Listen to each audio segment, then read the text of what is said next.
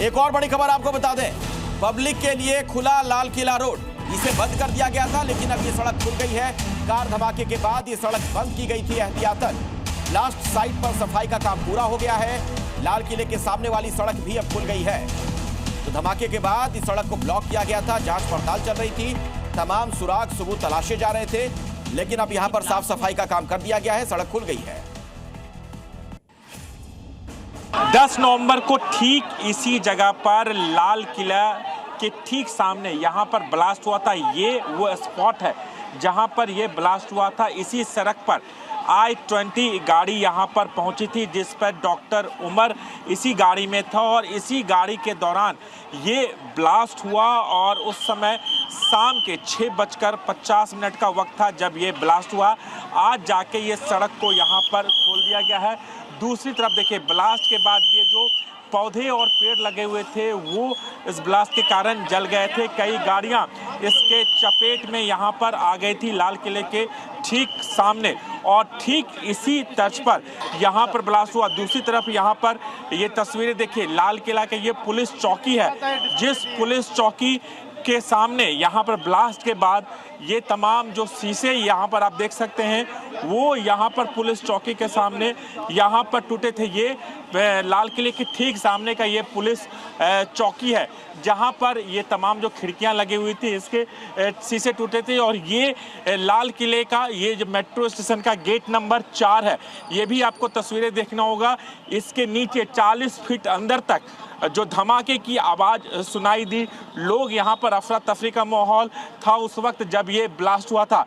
कई गाड़ियाँ इसके चपेट में आई, कई लोग इसके चपेट में आई, लगभग 12 से ज़्यादा लोगों की मौत हो गई, कई लोग घायल हुए। और ठीक इसी स्पॉट पर ये ब्लास्ट हुआ था जब डॉक्टर उमर की I-20 गाड़ी यहाँ पर आकर रुकी थी। राजू राज, जी मीडिया, दिल्ली। दिल्ली ब्लास्ट में आरोपी डॉक्टर शाहीन को लेकर एक बड़ा खुलासा हुआ। जानकारी के मुताबिक डॉक्टर शाहीन का धर्मांतरण कनेक्शन सामने आया है। इसे लेकर यूपी एटीएस की टीम अब अलर्ट मोड पर है। दिल्ली के लाल किले के पास ब्लास्ट मामले में जांच एजेंसियों का ताबड़तोड़ एक्शन जारी है। सुरक्षा एजेंसियां आतंकी नेटवर्क के पीछे छिपे हर उस संदिग्ध पर कार्रवाई करने में जुटी हुई हैं, जो इस पूरी वारदात में किसी न किसी एंगल से जुड़े हुए थे।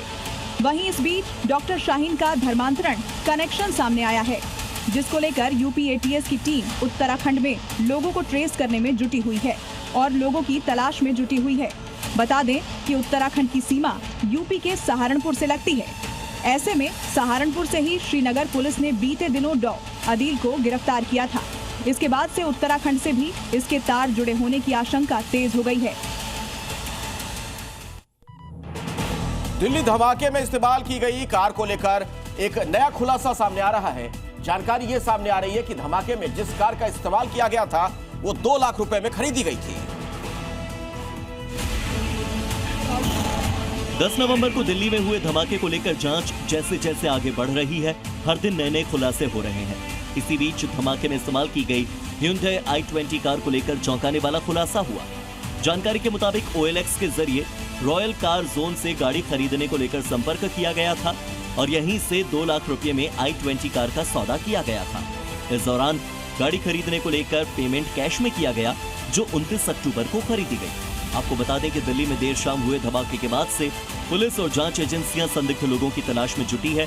छापेमारी कर गिरफ्तार लोगों के संपर्क में आए लोगों से भी पूछताछ कर रही है। और इसी बीच धमाके में इस्तेमाल की गई कार को लेकर अब रोजाना नए नए खुलासे हो रहे हैं। और देखिए, दिल्ली ब्लास्ट की जांच अब जैसे जैसे आगे बढ़ रही है, नए नए खुलासे हो रहे हैं। जांच में यह भी पता चला है कि बड़ी वारदात को अंजाम देकर सभी आरोपी डॉक्टर जो थे वो विदेश भागने की फिराक में थे। फरीदाबाद आतंकी मॉड्यूल में शामिल डॉक्टरों का प्लान बेहद खतरनाक और भारी तबाही मचाने वाला है। सिर्फ दिल्ली ही नहीं, कई शहर इनके टारगेट पर थे। दिल्ली ब्लास्ट की जांच में एक के बाद एक बड़े खुलासे हो रहे हैं। सूत्रों से खबर है कि ये सभी साजिशकर्ता शहर शहर सीरियल ब्लास्ट कर विदेश भागने की फिराक में थे। अल फलाह यूनिवर्सिटी में काम करने वाले डॉक्टर मुजम्मिल और शाहीन की प्लानिंग ब्लास्ट करने के बाद देश छोड़कर भागने की थी। जांच में कुछ ऐसे तथ्य सामने आए हैं जिनसे खुलासा हुआ है कि शाहीन ने भारत छोड़ अरब जाने की तैयारी पूरी कर ली थी। इस संबंध में पासपोर्ट वेरिफिकेशन के लिए आवेदन भी भेजा गया है। हालांकि वेरिफिकेशन में देरी होने से पासपोर्ट नहीं बन पाया था और इनका ये प्लान धरा का धरा रह गया। दिल्ली में 10 नवंबर की शाम जो धमाका हुआ उसमें सबसे नई तस्वीर एक सामने आई है। इस धमाके के बाद करीब 60 फीट नीचे फैली दहशत कैद हुई है। टीवी स्क्रीन पर दिल्ली धमाके की ये सबसे नई तस्वीरें हैं जो दिल दहला देने वाली हैं।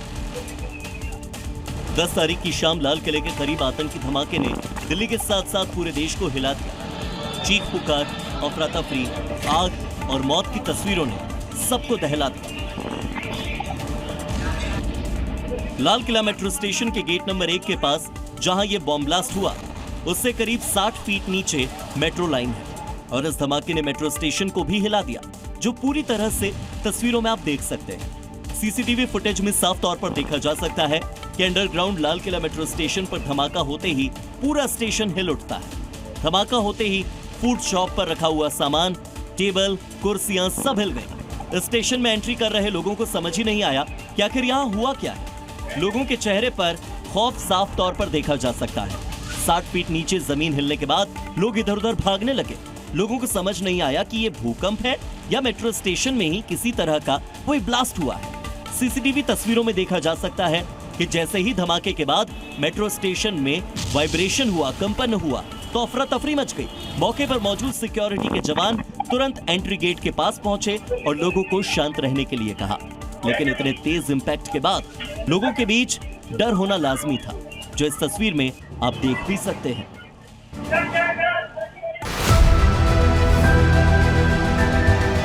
There has been a lot of debate. What is the true meaning of Dhamma or Dharma? आत्मा और परमात्मा के बीच सनातन सेवा का संबंध कायम रहेगा, इसी को कहते हैं सनातन धर्म। Whenever you believe in something, your belief system that works and then the nature helps. Things may change in my life, but this relation will never change and no power can hinder. Why God fear? क्या हम fear की वजह से परमात्मा से प्यार करें कि नहीं तो वो दंड दे देगा हमको?